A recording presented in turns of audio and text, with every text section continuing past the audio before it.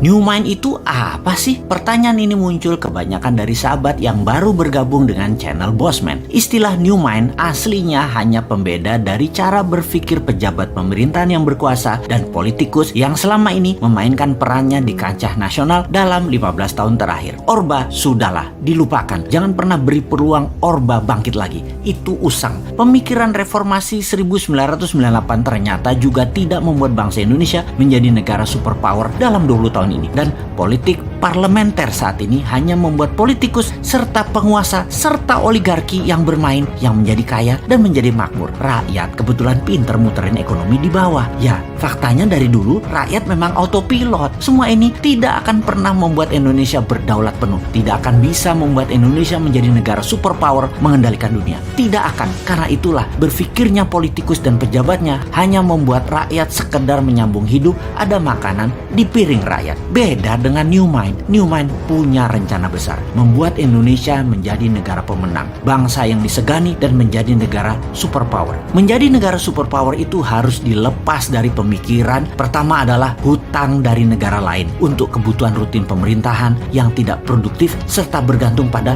mata uang asing. Ini harus hilang. Jadi untuk sekian kalinya kita uraikan apa itu New Mind dalam Mardigu Nation. Mardigu Nation adalah cara bernegara New Mind. Kita jelaskan ada 3 wilayah cara ekonomi bernegara. Kita belah 4 cara melihatnya. Kiri adalah sosialis, kanan adalah kapitalis, atas dan bawah sekarang. Atas ada elitis, bawah akar rumput.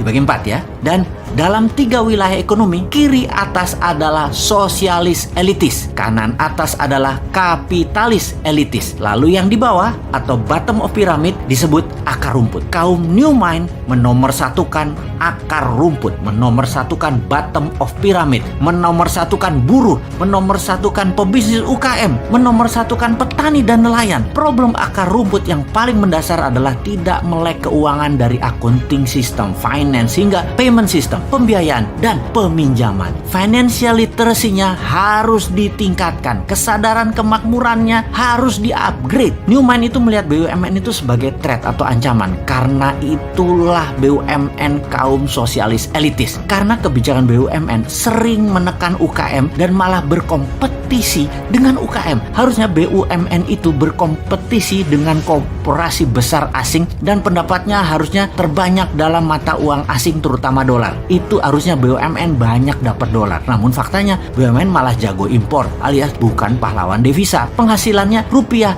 dan memakan pasar UKM. Namun secara politik BUMN bisa dijadikan para penguasa sebagai cash mesin dalam tanda petik oleh penguasa dan alat tekan oposisi. Pemiskinan orang atau pengayaan kelompok tertentu bisa diatur demikian. Jadi ketika New Mind mendapatkan kepercayaan rakyat, BUMN dari 800 tinggal 20 kali. Yang kedua, terlihat New Mind itu anti oligarki atau kapitalis elitis kanan atas. Benar, saat ini sejak Orde Baru hingga sekarang oligarki berkuasa penuh. Bahkan pembiayaan seperti bank, uangnya terbanyak ke mereka. Untuk kaum kapitalis elitis, untuk para oligarki, dananya diambil dari akar rumput. Uangnya buat elitis, buat kanan atas, juga buat kiri atas. Sementara akar rumput kalau meminjam bunganya besar, harus ada jaminan. Jaminannya bisa 2 kali lipat dari nilai pinjaman. Lalu lama lagi keluarnya. Sistem old mind selama 7 presiden tidak membuat Indonesia menjadi negara superpower. Mana hasilnya? Bahkan minta 3 kali kesempatan berkuasa lagi. Mana hasilnya? Lalu yang herannya oposisi tidak juga jenius solusi ke depannya. Jadi baik incumbent, partai dan kelompok pendukung incumbent dan oposisi tidak akan menghasilkan Indonesia sebagai negara berdaulat. Kalau kayak gini melihatnya, semua mendem. Old mind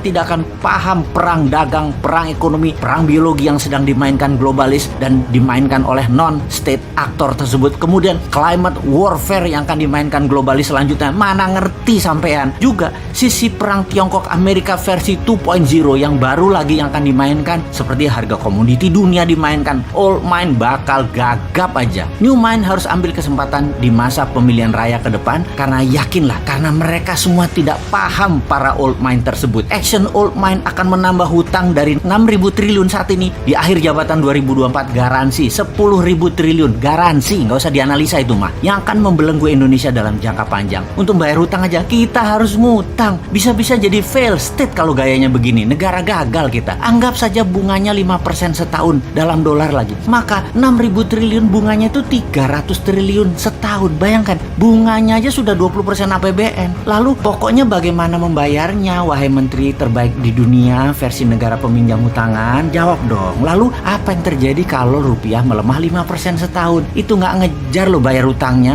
Jadi sebagai pemerakarsa New Mind, Mardi Gunasion seorang bosman fokus di dua hal sebagai bukti New Mind bukan teori. Pertama, pembiayaan UKM melalui urun dana, di mana Santara adalah perusahaan bosman yang akan membuktikan bahwa kekuatan akar rumput lah yang bisa membuat Indonesia berdaulat. Kemudian sistem pembayaran menggunakan platform dinaran, di mana rupiahnya anti inflasi dengan underlying emas, dan emasnya bisa diberikan atau dipindahkan sesama akun dinaran. Ini sistem pembayaran yang menarik, ini alat tukar yang menarik. Semua ini adalah bagian dari kontribusi New Mind terhadap sistem ekonomi agar membuat Indonesia berdaulat. Bayangkan, ketika New Mind berkuasa, sistem dinaran akan diambil alih oleh pemerintah, masuk ke dalam sistem 100% diambil pemerintah dan milik pemerintah. Lalu rupiah dicetak 6.000 triliun dengan jaminan emas yang masih di gunung yang akan diproduksi dalam 10 tahun ke depan. Gunung-gunung milik negara, milik rakyat. Asetnya dibuat bahan baku dari tabungan metal, penjamin terbitnya uang cetakan tadi. Kedaulatan Indonesia akan menjadi meningkat 2 kali lipat hanya dalam 1 tahun. Jadi Dinaran dan Santara adalah contoh atau etalase dari konsep New Mind untuk menjalankan ekonomi bernegaranya. Semoga diterima masyarakat dan para sahabat semua kaum akar rumput. Anda menerima dua sistem ini. Kita segera batasi elitis. Kita utamakan ekonomi akar rumput.